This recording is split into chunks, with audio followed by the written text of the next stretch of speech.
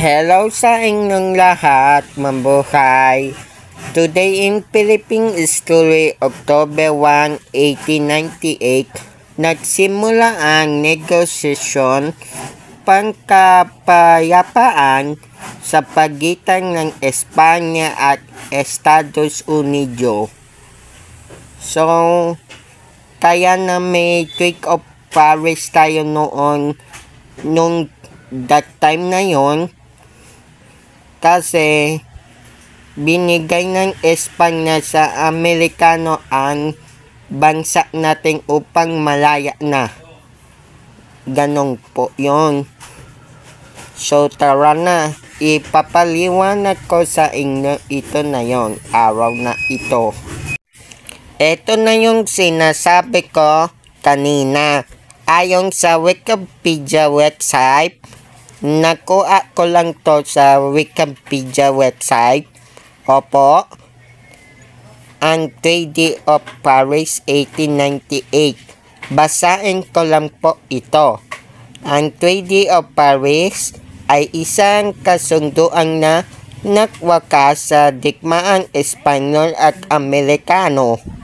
Ito ay niladaanan sa Paris, France noong December 10, 1898. O diba? Ito ang rason kung bakit may Treaty of Paris tayo noong panahon na iyon.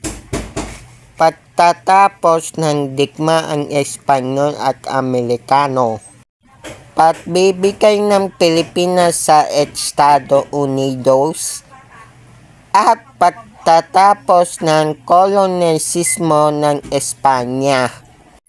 Ang panguli ay pagsisimula ng pananakop ng Estados Unidos sa ating bansa. Kaya sumuko ang mga Espanyol, ibinigay nila ang Pilipinas sa Amerikano, habang ang Amerikano siya ay pumalit doon bilang bagong pananakop sa ating bansa.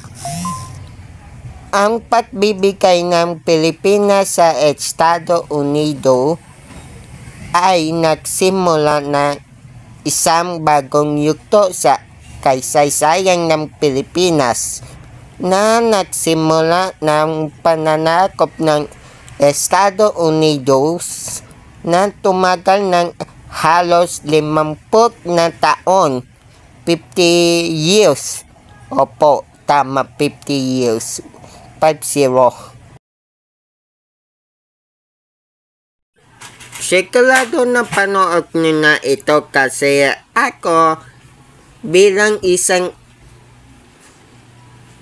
interes sa kasaysayan ng Pilipinas, syempre napanood ko yan, pero hindi lang isang beses. Kung hindi, inulit ko talaga yan. Opo, ang pamagat na yan ay General Luna na pelikula na release siya noong September 9, 2015. Ang bansa na ay Pilipinas. Siyempre, Tagalog yung gumawa ng pelikula, no? Siyempre, Pilipinas yan, no? Anong akala nyo? Para maintindihan nyo ito, basahin ko ito.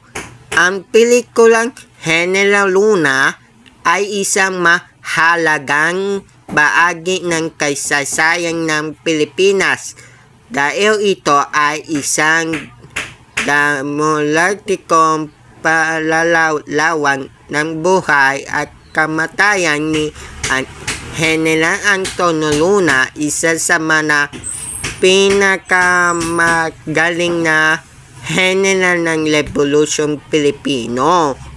O ayan na, napaliwanag ko na iyan.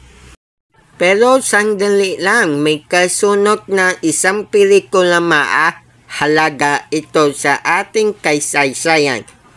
Doon sa ending na General Luna na pelikula, pinatay si Antonio Luna, which means na totoo sa Cabanatuan City, Nueva Ecija, kung saan doon siya namatay.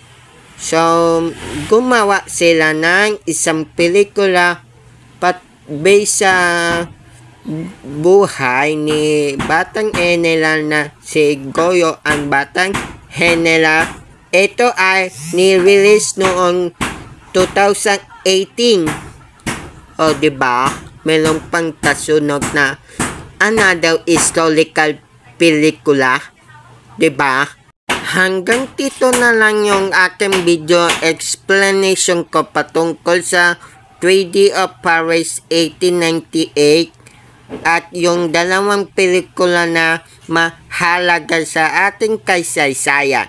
Tandaan na kailangan natin kaalaman para meron tayong masabi ng maganda. So, muli, mabuhay ang Republika ng Pilipinas at paalam sa inyo!